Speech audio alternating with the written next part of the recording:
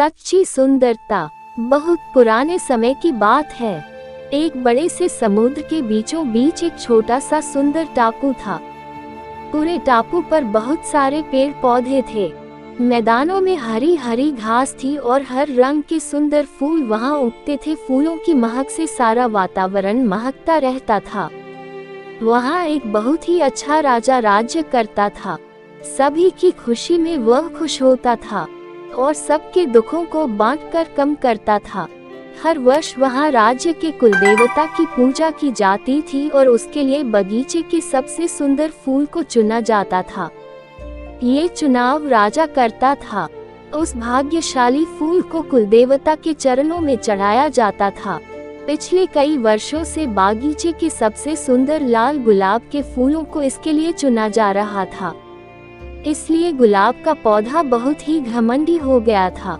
उसे लगता था कि वही एक है जो सब फूलों में सबसे सुंदर है। घमंड के कारण वह तितलियों और मधुमक्खियों को अपने फूलों पर बैठने भी नहीं देता था। यहाँ तक कि पक्षियों को अपनी डालियों के पास भी आने नहीं देता था। उसके ऐसे व्यवहार के कारण कोई तितली या पक्षी उसके पास आना ही नहीं चाहते थे। हर वर्ष की तरह एक बार फिर वह दिन आने वाला था जब कुलदेवता की पूजा की जानी थी। गुलाब के पौधे को पूरा विश्वास था कि राजा आएंगे और उसी को चुनेंगे। गुलाब के पौधे के पीछे मिट्टी के ढेर पर एक पौधा अपने आप उगाया था। छोटा सा, नाजुक सा। उस पर चमकदार पीले रंग के छोटे छोटे फूल उगे थे।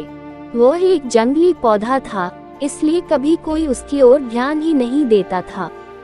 उसके फूल छोटे थे लेकिन बेहद सुंदर थे। घंटी के आकार के उन फूलों की पंखुड़ियां किनारों पर गहरे लाल रंग की थी। वह जानता था कि उसकी ओर कोई ध्यान नहीं देता है, फिर भी वह बड़े प्यार से सभी तितलियों और पतंगों को अपने पास बुलाकर अपना रस पीने देता था। पक्षी उसकी डालियों पर बैठकर खुश होते थे। ये सब देखकर पौधे को खुशी होती थी कि वह किसी के काम तो आ सका। और फिर वह दिन आया जब राजा बागीचे में फूल चुनने आए। माली उन्हें सीधा गुलाब के पौधे के पास ले गया। इस बार तो गुलाब और भी सुंदर और बड़े खिले हैं महाराज, वह बोला। उसने सबसे बड़ा गुलाब तोड़ने के लिए हाथ बढ़ाया, लेकिन महाराज ने रोक लिया। वे किसी और सुंदर फूल को ढूंढ रहे थे। वापस जाने के लिए जैसे ही घूमे, उनकी निगाह पीले रंग के फूल पर पड़ी। उन्होंने घूमकर देखा तो उनको वह पीले फूलों वाला जंगली पौधा दिखाई दिया। उसके आसपास अनेक तितलियां और पतंगे घूम रहे थे, जबकि गुलाब का पौधा अकेला अलग खड़ा था। राजा धीरे से जंगली पौधे के पास गए और बोले, ये वह पौधा है जो बिना खाद पानी के उगाया है।